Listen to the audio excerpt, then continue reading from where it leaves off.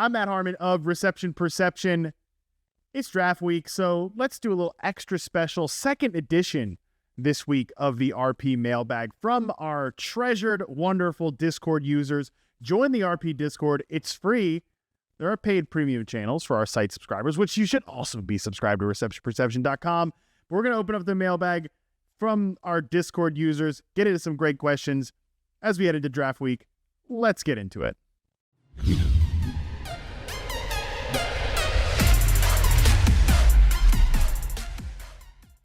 First question here comes in from N. Burst. With the incoming draft class, is the league as a whole nearing a point of oversaturation with good wide receiver talents? This second, third tier of good but not elite players seems to grow by the year. Yep, buddy, I am with you. I think about this all the time. We get down to like wide receiver 40, 45, 50 in fantasy, and I'm like, that's a pretty good player. Couple breaks go their way, and they could have had a season that somebody at wide receiver 15 had. Like, that's totally possible. 100% possible. There are good players that are going to get you like 700 yards and not make a difference for your fantasy squads. And like, those are quality NFL players. And it's interesting because in a way, talking with Rich Rebar about this on the Sharp football show, like the gap between wide receiver, in the NFL, like wide receiver 12, 13, 14, 15, down to like guys that are, the 30th best receiver in the league. I think that gap is like you said, it's shrinking, right? And then the expansive pool of players is getting so much larger that, number one, it does funnel targets to the guys that are true difference makers, right? The CeeDee Lambs, the Tyreek Hills, the Amon-Ra St. Browns, the Justin Jeffersons, like those guys are going to just get pummeled with targets, funneled with looks, because there is a gap, right? The gap between those guys and wide receiver 12, 13, 14, that group I said there, that's pretty big. So it's almost funneling targets up to those elite difference makers and sort of like spreading out the target tree everywhere else. Because your third or fourth receiver on your depth chart might be just as good as your second. That's where I think it gets interesting from, like, if we're just talking pure fantasy here, like pure stat projecting, the ability to get a difference maker is so huge to find a Justin Jefferson. So for your dynasty drafts, because those are coming up, okay, it's going to be hard to trade up. It's going to be hard to try to get like the Marvin Harrisons and the Roma Dunzes and the Malik Neighbors and all that stuff. People are going to want those players. But I think the temptation is like, okay, let me just get a collection of this class, because the collection of players is deep, okay? There's a deep amount of guys that could be really quality 2s and 3s and maybe 4s in the league. But how much of a difference does that make your dynasty team? I don't know. The difference-making thing really would be to grab one of those top-tier guys. So I think that's kind of, overall, yes, I'm with you. The answer to this question is yes.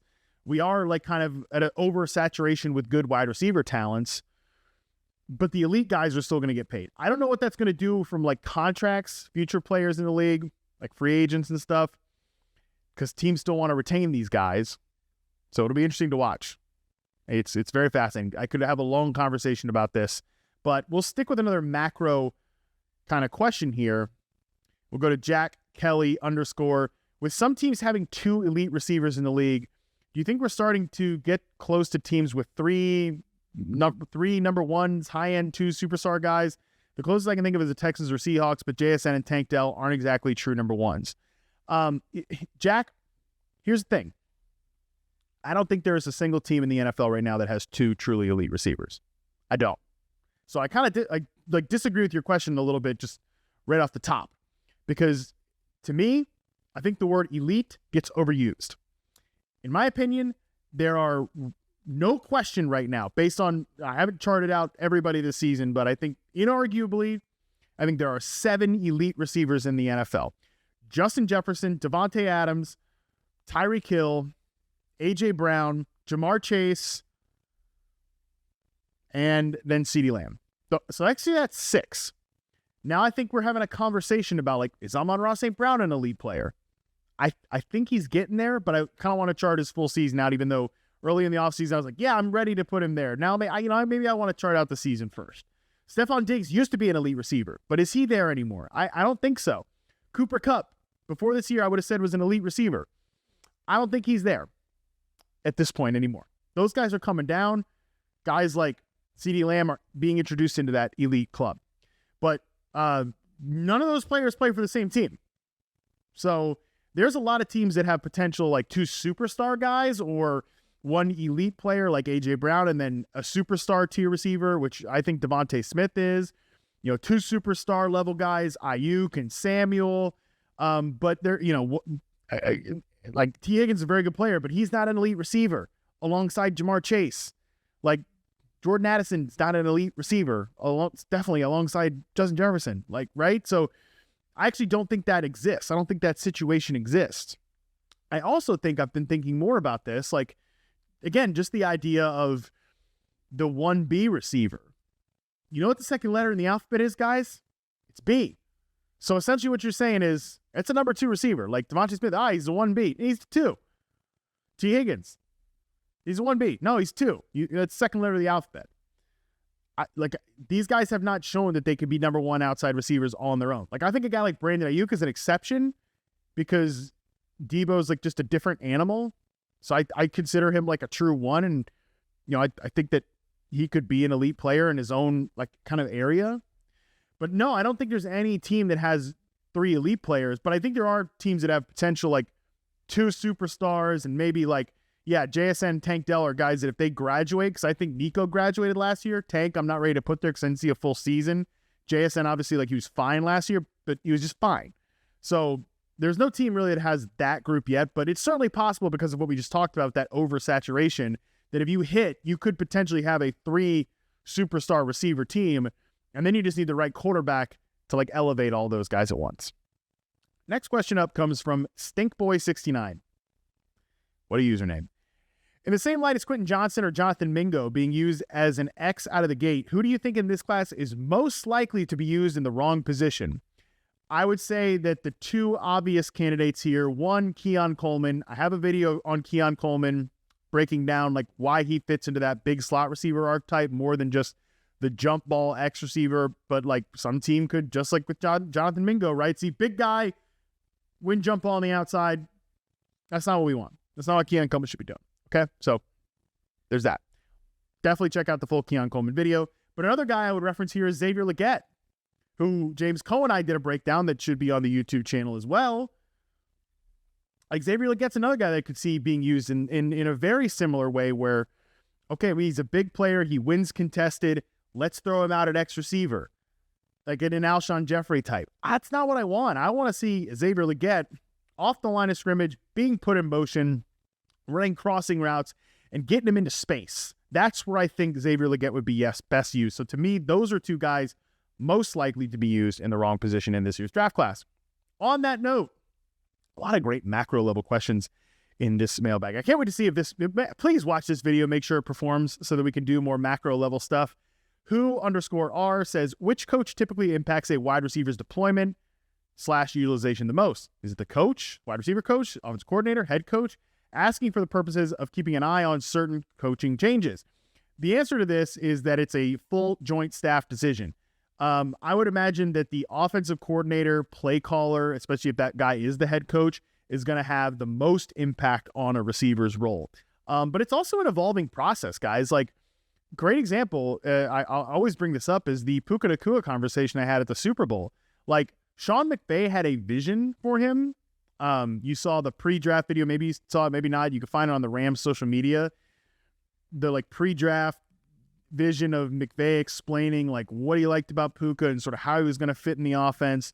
But then it also took like Puka being in training camp and showing some of those skills, and Matthew Stafford being like, yeah, he runs those dig cuts really well. He runs those dig routes. I mean, he catches the ball extremely well, and he kind of grounded through the catch, and like he needs to be doing that more. And that's what Puka told me at the Super Bowl.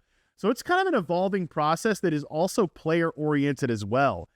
There are certain head coaches that we trust to utilize players well, but nobody's perfect, right? Like, I love the way that the Chiefs used Rashee Rice. I hated the way they used Sky Moore, even if Sky Moore also blew his own opportunities. So it's a joint decision. It's a joint process. But I would say that whoever is designing the offense is going to be first and foremost in terms of utilization. And then it's more so on the wide receiver coach to teach the offense, instill the offense, and kind of instruct those roles. And then it's really on the player to develop on their own. That's the part we don't talk about enough. Next question here comes from Calv. Malik Washington, thoughts and comps, please. Oh, yes. Malik Washington might be on the site by the time you're watching this video. He might not, but I will give you a little sneak preview of Malik Washington. In a 3-game sample, so he'll be in the rookie roundup, 82.1% success rate versus zone, 72.1% success rate versus man. No drops over those 3 games, and an 80% contested catch rate for the UVA wide receiver. I love this guy. I think he's good. I really think he is just a reliable slot, plays inside, going to catch everything. And actually, funny on the comp note, again, I'll reference Rich Rebar. We were talking about this.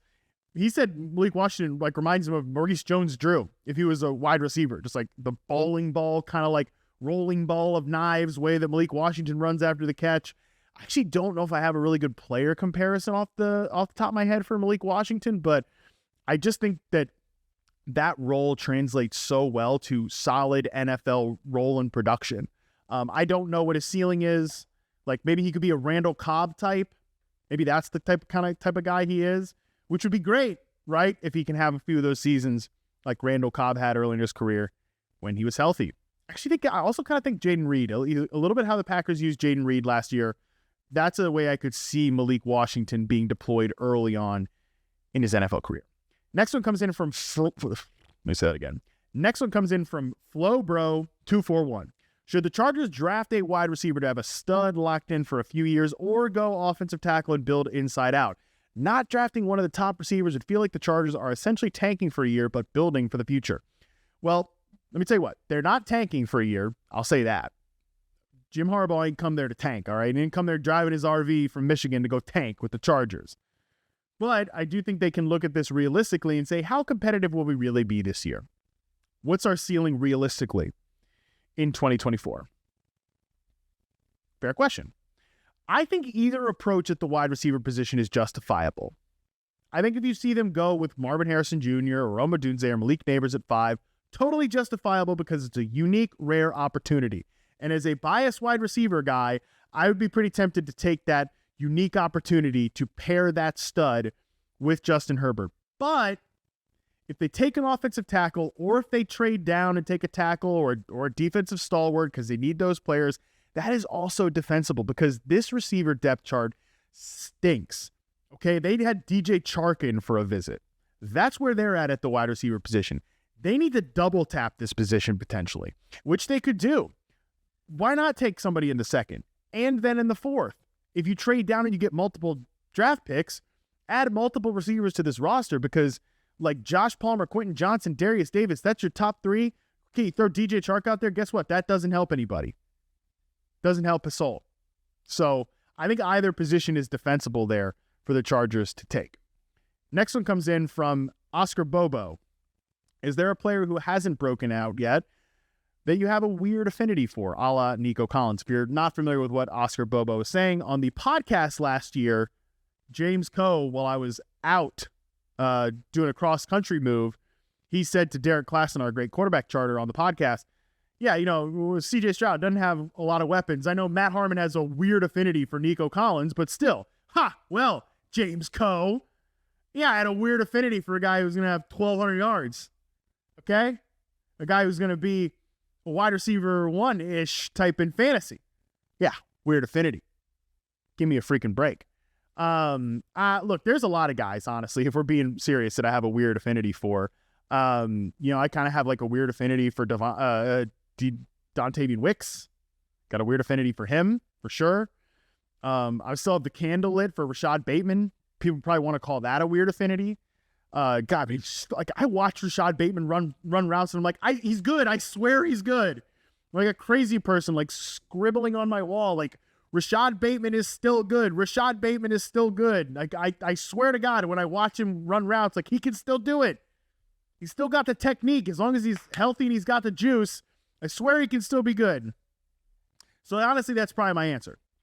I have a weird affinity for Rashad Bateman. I pay attention these next couple days as to what the Ravens do at the draft, at the wide receiver position, right? Because if they don't take anybody, like, Bateman is pretty much unquestioned starting opposite Zay Flowers.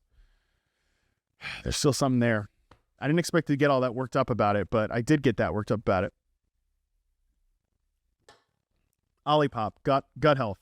Okay? That's not a beer. It's Olipop. All right, next question. Lucky Bautista. Which teams are giving up the most at this draft to go get their quarterback, and for who? Well, I would say the Vikings are in contention. I also think the Giants are in contention. And I think the Broncos are in contention too, man. You think Sean Payton wants to just F around with, Jarrett Stidham and Ben DiNucci for a year? I don't think so.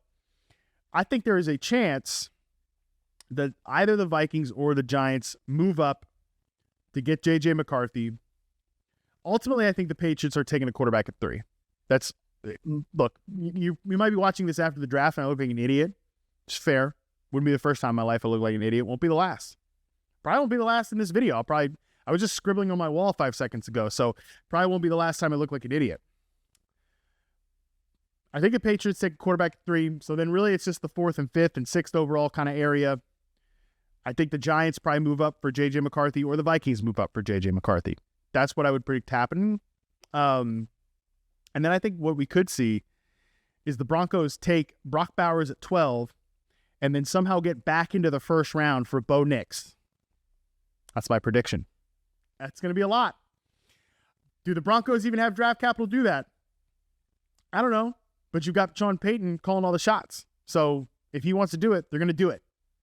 All right, let's get into a couple of, non-football questions here to end this thing, because the draft is coming up and let's think about something else than football for a second here, because, we're going to be thinking about all football all the time here in a couple days.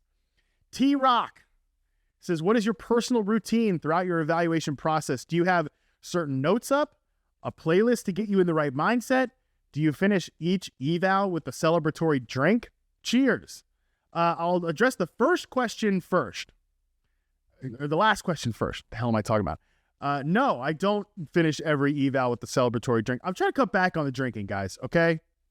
32 years old. I'm trying to be in the best shape of my life. I'm drinking, the free shout out for Olipop. Sponsor this channel, okay? But, I'm drinking these things. I haven't had a real soda in, over a decade. But I started drinking these little bad boys. Freaking 9 grams of fiber, okay? Good stuff. Tastes pretty good. So I'm not drinking alcohol after every time I finish an eval. I'm not drinking one of these damn things every time I finish an eval either, okay? Not going to happen. Drink it after every evaluation. No way. Not anymore. Not Matt Harmon. No charting drunk. The hell am I talking about? Otherwise, I've got my 3 screens up here. I usually listen to music when I'm writing. When I'm charting, I'm either listening to podcasts or audiobooks. Here, I'll admit something to you guys. I'm listening to this audiobook right now that my wife put me on. I don't know if you guys have heard of the Throne of Glass series. I'm on book 5 or 6 or something of that. And my God, it's ruining my life. I've enjoyed the story, parts of it, but I'm also kind of pissed off at a few of the main characters. The Fae, all the Faes in the book, pretty much overrated except Lorcan. Lorcan's got that dog in him. Lorcan, he knows how to TCB, take care of business. Rowan, Aelin, that storyline, shoot that to the moon. I hate that. I can't listen to the sex scenes. It's brutal. But overall, it's a good story, and my wife really wanted me to listen to it, and I'm a good husband.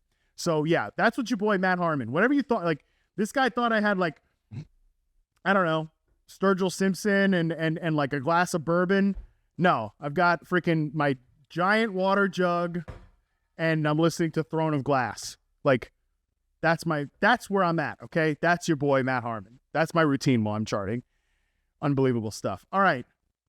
Last question here. My God, last question here. Pimp Chimpin'. What new recipes are you most excited to try out this summer on the Big Green Egg? Hey. New recipes I'm excited to try out. I think anything braising I'm excited to do. I really love getting a good smoke on a big piece of meat and then like sticking it either into a pan, or a Dutch oven, and then getting a good braise on it. So braised beef, like shredded braised beef. I'm trying to like think of different combinations, like depending on what we're having with it. Like, is it a taco? Is it a sandwich? Is it going into a bowl? That's all part of the question there. I would love to I've never really nailed like a big full brisket. I've done like small briskets. I'd like at one point this summer an excuse to just do one big ass brisket before the summer ends. So that's kind of what I'm hoping for, Pimp Chimpin'. I'm hoping to nail a brisket at some point this summer. All right, that is going to do it for a weird, wild edition of the Mailbag. I mean, between scribbling on the wall with Rashad Bateman, admitting to you guys I'm listening to Throne of Glass, and I mean, just rolling my eyes at these Aylin Rowan romance scenes, and it's tough stuff. The draft needs to get here. Luckily, it is here. Can't wait to see what happens in the NFL draft. In the meantime, subscribe to the channel. Tell me why I'm an idiot in the comments. I deserve it, so tell me why I'm an idiot in the comments. And subscribe to the website, receptionperception.com. So many prospect evals are on the site right now. The rookie roundup should be on the site right now as you're watching this. The stacked prospect rankings fully loaded with prospects from this year. And please, again, subscribe to the channel. Make it worth it for my guy, Zach Miller, who has to edit this video together. Feel bad for Zach. I thank all of you. I appreciate you. Until next time, I'll see you.